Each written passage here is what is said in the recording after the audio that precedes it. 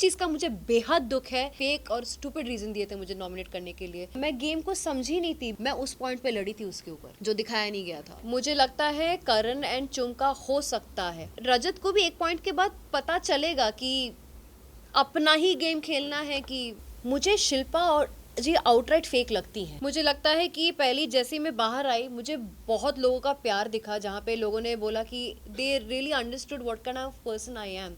आप लोगों ने मुझसे कन्वर्सेशन तो किया है, लेकिन मेरी एक्चुअल पर्सनालिटी जो मैं रियल में हूँ वो भी आप लोगों ने देखा है। इस चीज़ का मुझे बहुत खुशी है कि मैं एक बहुत अच्छे इमेज के साथ बाहर आई हूँ।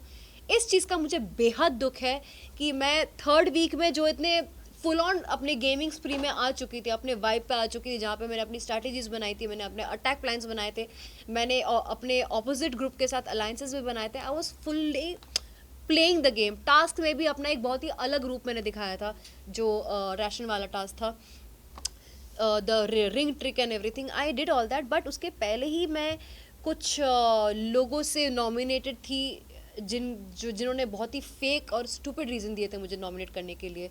और मैं नॉमिनेशन से बच इसलिए नहीं पाई क्योंकि ऑलरेडी मेरे सामने 3 स्ट्रॉन्ग कंटेस्टेंट्स थे जो स्टार्टिंग से उनको गेम का फॉर्मेट पता था, मुझे नहीं पता था। I thought it's a personality contest and I did not know that मुझे डे वन से एक अटैकिंग वे में रहना पड़ेगा, यू नो।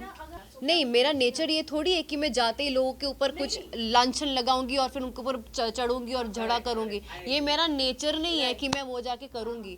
अगर मुझे पहले किसी ने ब्रीफिंग दिया होता कि नायरा ये गेम है अटैक का, आपको जाके ज़बरदस्ती इसकी पैंट लूज़ क्यों है, इसका वो क्यों लूज़ है, जाके मुद्दे बना के झगड़े करने होंगे, तो मैं 100% सोचती कि ये गेम मेरे लिए है कि नहीं। मुझे लगा था, मुझे बार बार बताया गया था कि ये आपको बिग बॉस नहीं देखना है ताकि आप ऑर्गेनिकली करो जो आपको करना है। एंड ऑर्गेनिकली आप जब किसी नए जगह पे जाते हो आपको 1-2 हफ्ता लगता ही है आपके आसपास के लोगों को समझने के लिए और आपकी वाइब समझने के लिए, which was a very natural process. तो मेरा वही हुआ। तीसरे हफ्ते में मैं सब कुछ समझी, मैं स्टेबल फील करने लगी और मैं अपना गेम खेलना शुरू की थी। मैं वही तो कह रही हूँ ना, मैं गेम को समझी नहीं थी। Being opinionated does not mean I have to scream and give my opinions, right. मेरा तरीका, सपोज मुझे सपोज आपका और मेरा कुछ एक डिसएग्रीमेंट हुआ है, आप चिल्लाओगे, इंसान तब चिल्लाता है या फिर इंसान तब अपना वॉल्यूम हाई करता है जब सामने वाला इंसान आपका सुनना नहीं चाहता। बट मेरा तरीका ही है आपको बाजू में बिठा के बात करना, अपने ओपिनियंस उस तरह देना। प्लस लोगों को लगा था कि मैं बहुत डोमिनेटिंग हूँ, लोगों को लगा था मैं बहुत डोमिनेटिंग हूँ।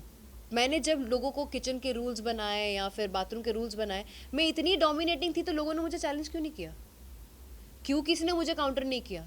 क्यों किसी ने ये नहीं बताया कि मुझे कोई हक नहीं कुछ बोलने का, बाकी लोगों को डिक्टेट करने का? Why nobody challenge me? सब मेरी बात सुन के बैठ क्यों गए फिर? तो मैंने तो अपना काम निकलवा लिया ना लोगों से।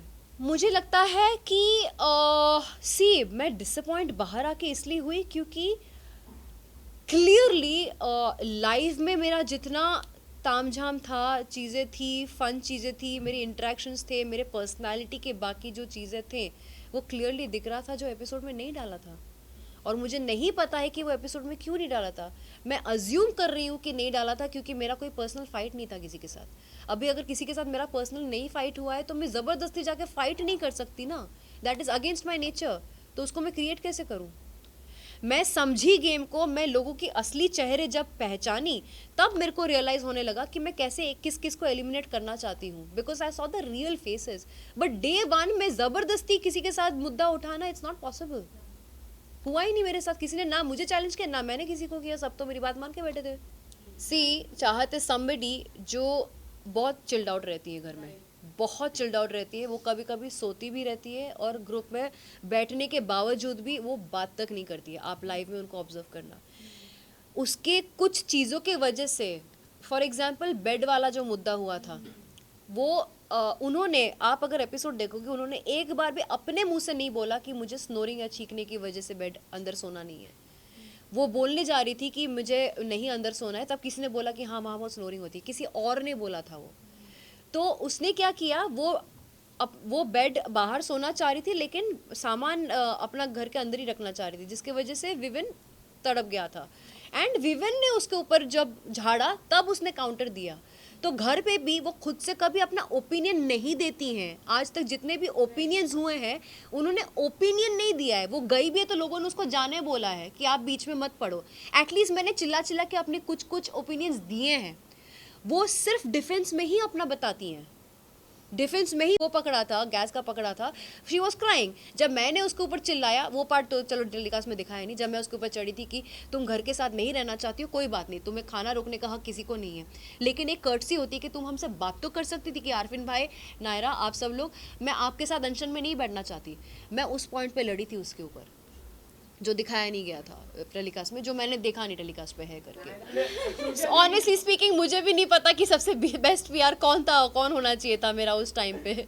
मुझे लगता है करण एंड चुम का हो सकता है क्योंकि रियल फायर मैंने किसी में भी नहीं देखा है, सच कहूँ तो। See Isha is very intelligent girl. Rajat जैसा बंदा जो लड़कियों के साथ इजीली फ्रेंडशिप नहीं करता है, वो उसको भाई बहन का रिश्ता उन्होंने ऑलरेडी इस्टेब्लिश कर लिया एंड बहुत स्ट्रॉन्ग रजत बिलीव्स इन हर। जबकि बाहर से हम सब ने देखा है कि Isha has a point of view and a negative point of view for everybody. All of us have seen that. तो जिस दिन रजत को शौक मिलेगा उसको उस दिन शौक मिलेगा।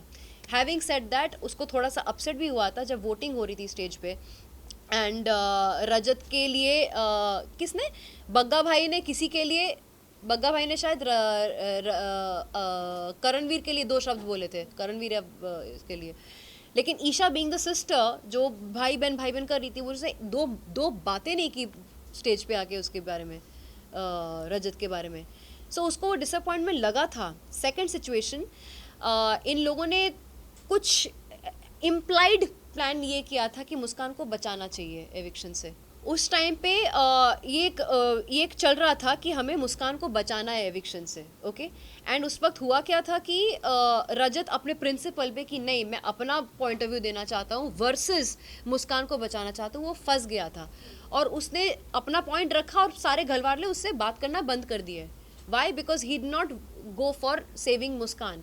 तो मुझे लगता है कि रजत को भी एक पॉइंट के बाद पता चलेगा कि अपना ही गेम खेलना है कि फैलना है। मुझे लगता है रजत डिक्टेटर बनता 100%, क्योंकि उसने खुद बोला है अपने मुंह से हम लोगों को कि उसे अगर कोई मिस्टेक करता है तो उसको 5 घंटे पूल में खड़ा करेगा के लिए जाता, वो अपना पावर एक्सरसाइज करने के लिए एक खाना भी नहीं देगा। तो he honestly said his true feelings. तो हमें, और मुझे ये पता है जब ये वाला टास्क हुआ था जहाँ पे चुम, आरफीन और रजत के बीच में मैंने रजत का गुड्डा हटाया था, मेरा रीज़न बाद में ये भी था कि तुम बहुत ज़्यादा इम्पल्सिव हो। एक टाइम गॉड, एक लीडर इम्पल्सिव नहीं हो सकता। आप डिक्टेटर वाली क्वालिटी लेकर नहीं आ सकते। You have to be somebody who is balanced, who can work around the house very well. So उस रीज़न की वजह से रजत को ना एक थोड़ा सा टशन हो गया था मेरे साथ, बट प्यार से आके बात करके नलीफाई करके भी चला जाता था। देखो इनका गैंग को तो मैं सिंड्रेला सिस्टर्स बुलाती थी पहले, अब मुझे सच में पता चला कि चुगली चाचियाँ तो थी हैं, ये है ही, वो पूरा टाइम वही करती रहती हैं। हैविंग सेड दैट, मुझे उनके फ्रेंडशिप से भी बहुत ज़्यादा इंस्पिरेशन मिलती है। वो they are very tight with each other. भले ही वो लोग घर के लिए थोड़े वैसे टाइप के हैं, सिंड्रेला सिस्टर्स जैसे हैं, जो उसका भी उसके साथ रह के उसको भी बहुत ज़्यादा वो करते हैं, but at the same time I really, मुझे अंदर से बहुत इच्छा भी होती थी कि काश मेरा भी ऐसा बॉन्ड किसी के साथ था। एंड अनफॉर्चुनेटली मेरा बॉन्ड ऑलमोस्ट 2 जन के साथ ऐसा बन भी गया था, श्रुतिका और शहजादा के साथ। इट्स जस्ट दैट मेरा जब गेम ही स्टार्ट हुआ तभी के तभी ओवर हो गया। सामने से जब क्या हुआ था, सारा जेल में बैठी थी, बग्गा भाई को बोल रही थी अच्छा शिल्पा और करणवीर के साथ तुम्हारा रिलेशन कैसा है? तो बग्गा भाई बोले हाँ ठीक है, अच्छा ठीक है उनको छोड़ देते हैं। ये नायरा और शहजादा का जो जोड़ी है ना, बहुत स्ट्रॉन्ग जोड़ी बन रही है, मुझे इन लोगों को सबक सिखाना है। फिर बग्गा भाई ने बोला उसके रिटर्न में कि मुझे एलिस और इन तीनों को भी सबक सिखाना है, क्योंकि एलिस और ईशा हमेशा बग्गा जी के ऑपोजिट में जाती थी, करेक्ट। तो ये चीज़ शहजादा ने सुन लिया था कि हम 5 को टारगेट किया जा रहा है, मुझे शहजादा को, अविनाश को, एलिस और ईशा को, हम 5 को टारगेट किया जा रहा है टॉर्चर करने के लिए। शहजादा मुझे लेके भागा उनके पास, हमने सारा पोल खोल दिया कि हमें टारगेट किया जा रहा है, ये दोनों जेल कैदी बैठ के। तो तभी के तभी they also got a shock of their life. And फिर मैंने ये चीज़ प्रपोज किया कि इस हफ्ते हम एक दूसरे को क्रॉस नहीं करेंगे, लेट्स बी एन अलायंस। लेकिन ऐसा अलायंस जो पूरे घर वाले नहीं देखेंगे, क्योंकि घर वाले देखेंगे तो हम सबकी नज़र में आ जाएंगे, उनके और अलग अलग स्ट्रैटेजीज आनी शुरू हो जाएगी। सो येस, अलायंस की डिस्कशन ऑलरेडी हो चुकी थी, हम एक दूसरे के साथ नॉर्मली बिहेव कर रहे थे, लेकिन अंदर से we were an alliance together all of. मुझे शिल्पा और जी आउटराइट फेक लगती हैं, बग्गा जी हिडन है, वो कन्वीनियंस के हिसाब से उतर चढ़ाव उनका रहता है, लेकिन शिल्पा जी वो बहुत ही विक्टिम कार्ड प्ले करके बहुत सेफ खेल रही हैं, एक तरफ विविन और एक तरफ करण को रख के। She is like you know being trying to protect herself, क्योंकि विविन इस गैंग का लीडर है, करण इस गैंग का लीडर है, and she is in the middle.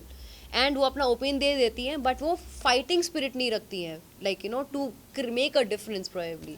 So I think she is playing that safe victim वाला zone. यार घर का लाडला है तो है वो, कलर्स का लाडला, भी क्या कर सकते हैं। आप भी तो कलर्स की हाँ, लेकिन मैंने सारे के सारे कलर्स शो नहीं किए ना, उसने किया भी है, उसके सारे हिट भी गए हैं और उसको टॉप 2 का पोजीशन भी मिला हुआ है, एक बहुत ही सेफ एंड सिक्योर जोन में है, तो शांति से खेल सकता है। सेकंड, मेरे हिसाब से मुझे लगता है कि अगर मेरा गेम स्टार्ट होता तो मैंने खुद को अविनाश और विविन के साथ देखा था टॉप 3 में, लेकिन टॉप 5 में देखा जाए तो डेफिनेटली करणवीर और रजत भी आते हैं। यार फिल्म आ रही है, वेब सीरीज़ भी आ रही है, बहुत सच्ची बात है, लेकिन वो सब जनवरी में आ रही है। मेरा कोई रीज़न नहीं था बाहर आने का, ये एक रॉन्ग एविक्शन हुआ गया है, अनफेयर एविक्शन हुआ गया है। उस पर ये कहना चाहती हूँ कि दोनों बच्चों की तरह लड़ रहे थे, दोनों ने एक दूसरे की इज्जत उतारी। उसने भी बोला कि तुम मुझ पे लाइन मारते हो, इसने भी बोल दिया कि तुम जूते की भी बराबर नहीं हो। तो वो उनका पर्सनल फिटूस जो है वो हो चुका है। I don't want to comment, क्योंकि बहुत ही नीच टाइप का झगड़ा है।